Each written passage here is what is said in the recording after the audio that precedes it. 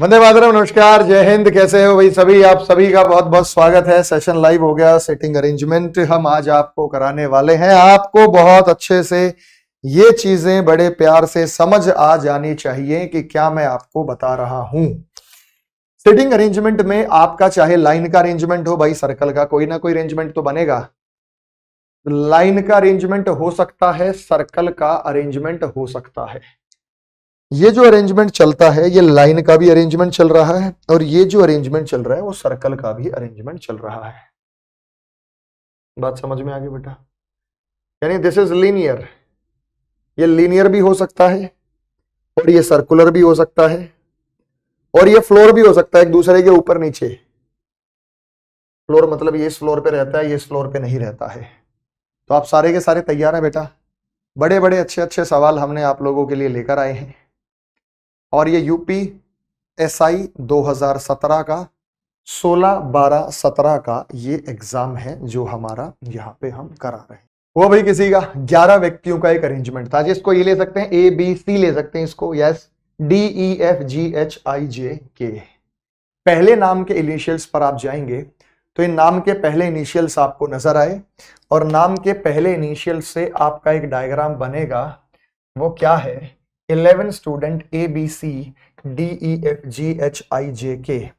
Delta जो फेल्टा के बाईं ओर सिरा रेड्यूस है। एकता जो एक सिरे पर है, अल्फा उसके राइट और दूसरे स्थान पे है।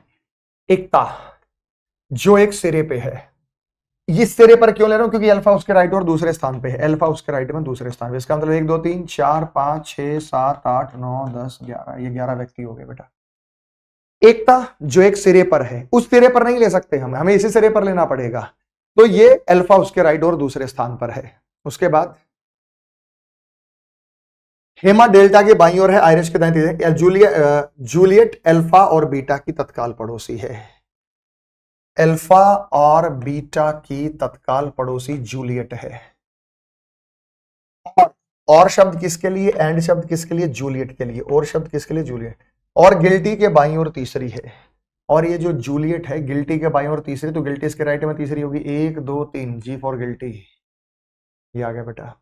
उसके बाद डेल्टा जो फेल्टा के ठीक बाएं है, हमें नहीं पता वो कहां है।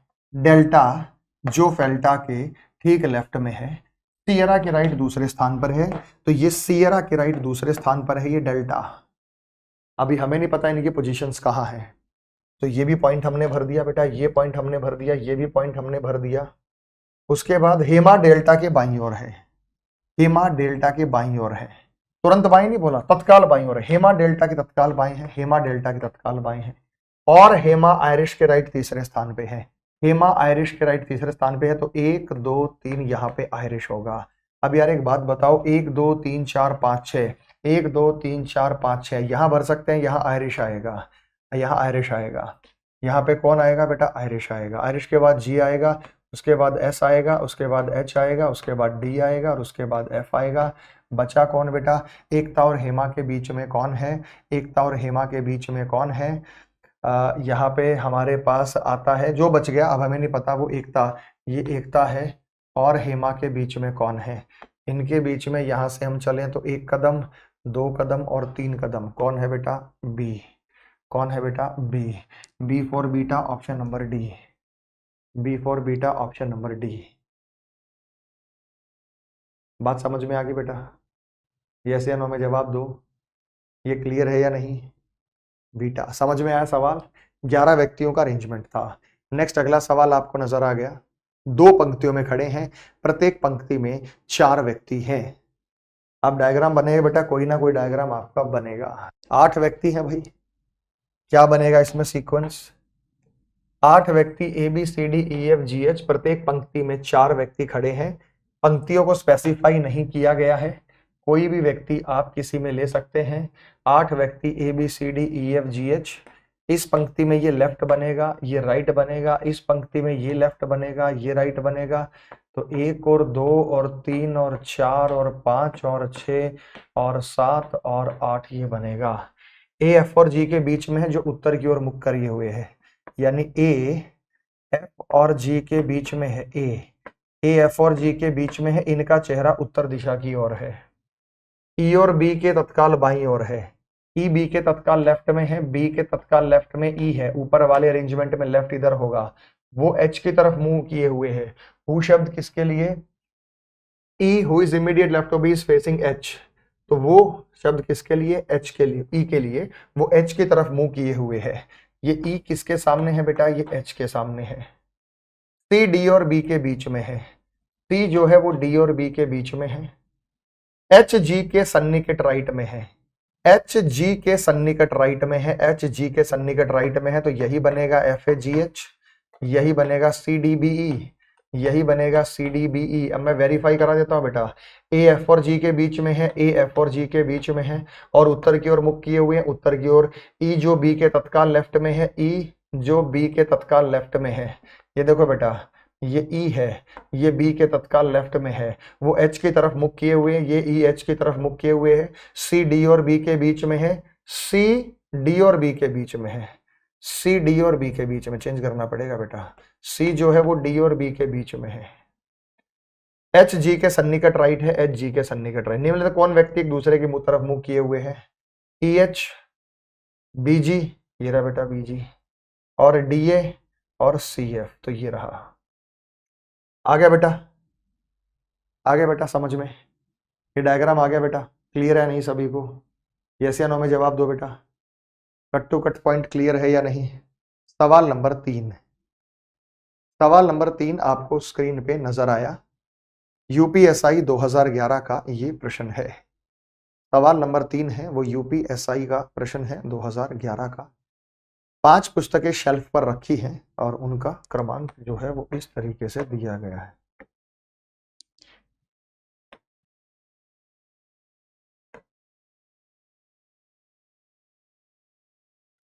गणित की पुस्तक अंग्रेजी और हिंदी के पुस्तक की बगल में है। करो बेटा सॉल्व। आ रहा बेटा?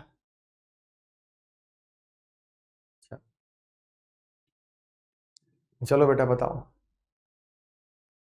कोई ना कोई डायग्राम आपका यहां जरूर बनेगा। अगर आपकी कंडीशंस मैच हो रही हैं तो वो डायग्राम आपका सही होगा, कंडीशंस मिसमैच हो रही है तो डायग्राम आपका गलत हो सकता है।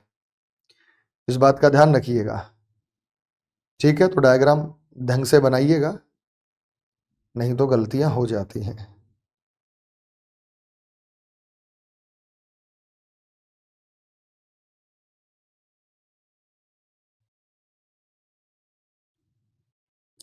हो गया बेटा? इससे पहले वाले क्वेश्चन में सी और डी में गलत कर दिया। सी और डी ठीक है बेटा, ये मैंने करेक्शन कर दिया। सी डी और बी के बीच में बैठा है। अच्छा मैंने पहले भी किया था, सी डी और बी के बीच में बैठा है। हाँ ये था बेटा, बस ये था सी डी और बी के। वैसे मैंने करेक्शन किया था, शायद फिर वही लिख दिया। ये सी डी और बी के बीच में बैठा है, लेकिन इससे हमारे आंसर पे कोई फर्क नहीं पड़ेगा। अगला बेटा, जीव विज्ञान की पुस्तक पंक्ति के बीच में है, बायोलॉजी की पुस्तक बीच में है। Biology is in the middle of the row. Biology के बाद 1 2 3 और 4 और 5। उसके बाद जीव विज्ञान, गणित की पुस्तक जीव विज्ञान पुस्तक की बगल में है। मैथ्स यहां हो सकता है। दूसरा तरीका यह है कि मैथ्स यहां हो जाए, मैथ्स इधर भी हो सकता है बेटा। उसके बाद गणित की पुस्तक अंग्रेजी और हिंदी के बगल में नहीं रखी गई है। इतिहास की पुस्तक अंग्रेजी की, गणित की पुस्तक इंग्लिश और हिंदी के बगल में नहीं है। गणित की पुस्तक यहां इंग्लिश हो सकता है, यहां हिंदी हो सकता है, यहां इंग्लिश हो सकता है, यहां हिंदी हो सकता है। बचा कौन बेटा? हिस्ट्री। गणित की पुस्तक तो यहां पे जीव विज्ञान की पुस्तक है और उसकी बगल में है गणित की पुस्तक। तो यहाँ पे इंग्लिश होगा, यहाँ पे हिंदी होगा, यहाँ पे इंग्लिश होगा, यहाँ पे हिंदी होगा। बचा हिस्ट्री। तो इतिहास की पुस्तक की बगल में मैथ्स ही आएगा, इतिहास की पुस्तक की बगल में मैथ्स ही आएगा। आपका चाहे जो डायग्राम बने मैथ्स आएगा। Option number B Bombay. Clear हो गया बेटा? नेक्स्ट अगला हो गया भाई। 5 लड़कियां और 3 लड़के केंद्र की ओर मुख करके वर्गाकार टेबल के चारों ओर बैठे हैं। उसमें से 4 कोने पर बैठे हैं और शेष 5 लड़कियां और 3 लड़के। 5 लड़कियां 3 लड़के हैं, ये वर्गाकार है। उनमें से 4 लोग कोने पे बैठे हैं, 4 कोने पर बैठे हैं। 1, ये 2, ये 3 और ये 4। तो 4 बीच में बैठे हैं। 1, ये 2, ये 3, ये 4। उनमें से 4 लोग कोने पर बैठे हैं, 4 टेबल के भुजाओं के मध्य बिंदु पर बैठे हैं। रेखा विकर्णित रूप से निशा के सामने बैठी है। Rekha is sitting diagonally opposite to Nisha. Who is sitting to the right of Reena? Rekha और निशा, ये डायगोनल अपोजिट कहलाते हैं बेटा। इसे डायगोनल अपोजिट कहा जाता है, इसे और इसे। हु शब्द किसके लिए? Nisha. Who is sitting right of Reena? Reena के second who is sitting to the right of Reena. तो रीना यहां ले सकते हैं, इमीडिएट राइट नहीं बोला, रीना इधर भी हो सकता है, निशा। सुमन रेखा के दाईं ओर नहीं बैठी है, रेखा के दाईं ओर सुमन नहीं बैठी है, लेकिन रानी के सामने बैठी है। सुमन रानी के सामने है। सुमन यहां हो तो रानी इधर भी हो सकता है, सुमन यहां हो रानी के इधर बैठा। अजय रीना के बराबर बगल में बैठा है। अजय रीना के बराबर बगल में बैठा है और अभिनव के सामने है, और अभिनव के सामने है। जो शब्द किसके लिए? अभिनव। अभिनव के लिए। अभिनय अरुण के लेफ्ट है, तो ये बनेगा बेटा, अभिनय अरुण के लेफ्ट है तो ये अरुण बनेगा। अरुण के सामने रीना है। वैसे पूरा कर लेते हैं। सुमन रेखा के राइट में नहीं बैठी है, सुमन रेखा के राइट में नहीं बैठी है तो यहां सुमन बैठेगी। लेकिन रानी के सामने बैठी है तो यहां रानी आएगी। तो अरुण के सामने कौन बैठा है? आंसर तो पहले ही आ चुका है बेटा, Reena. Option number D Delhi. चौथे का answer option number D Delhi. चौथे का tension option number D Delhi. चौथे का answer option number D Delhi. बात समझ में आ गई बेटा सभी को? एकदम cut to cut point clear है। चौथे का answer option number D Delhi.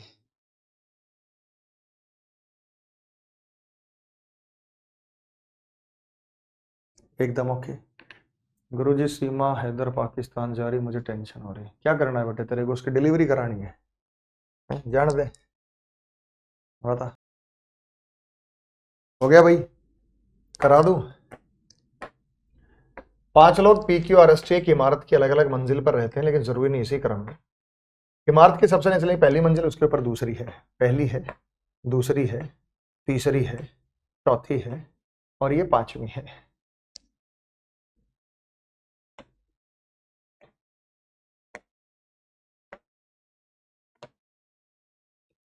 Q सबसे टॉप फ्लोर पर रहता है, RS का बिल्कुल पड़ोसी नहीं। क्यू सबसे टॉप फ्लोर पर रहता है। P T और S के बीच में रहता है, T P के ऊपर वाली मंजिल पर रहता है। P T और S के बीच में रहता है, T P के ऊपर वाली मंजिल पर रहता है। उसके बाद Q सबसे, और R S का बिल्कुल पड़ोसी नहीं है, R S के पड़ोस में नहीं है। तो इसका मतलब यहां पे मैं T कर दूं, यहां पे मैं P कर दूं, यहां पे मैं S कर दूं, यहां पे मैं R कर दूं, R इसका पड़ोसी नहीं है। 2 पे R रहता है, ये गलत है। 1 पे Q रहता है, ये गलत है। 3 पे T रहता है, ये सही है। तो ऑप्शन नंबर बी। तो ये क्रमांक इनका सही है। तो ये फ्लोर अरेंजमेंट है बेटा बी। तो 5वें का आंसर बी था। मुझे नहीं पता तुम लोग तुक्का मारते हो, किससे देख के मारते हो। तो 5वें का answer option number B Bombay होगा। बात समझ में आ गई बेटा? ये मेरा एक रीजनिंग स्पेशल खासकर यूपी के बच्चों के लिए है। सिर्फ 299 रुपए की फीस में धमाकेदार बैच। 299 में पूरी रीजनिंग दिमाग में, दिल में सेट कर दूंगा। रीजनिंग में कोई नंबर कटने वाला नहीं। चलिए मिलते हैं नेक्स्ट सेशन में। जय हिंद।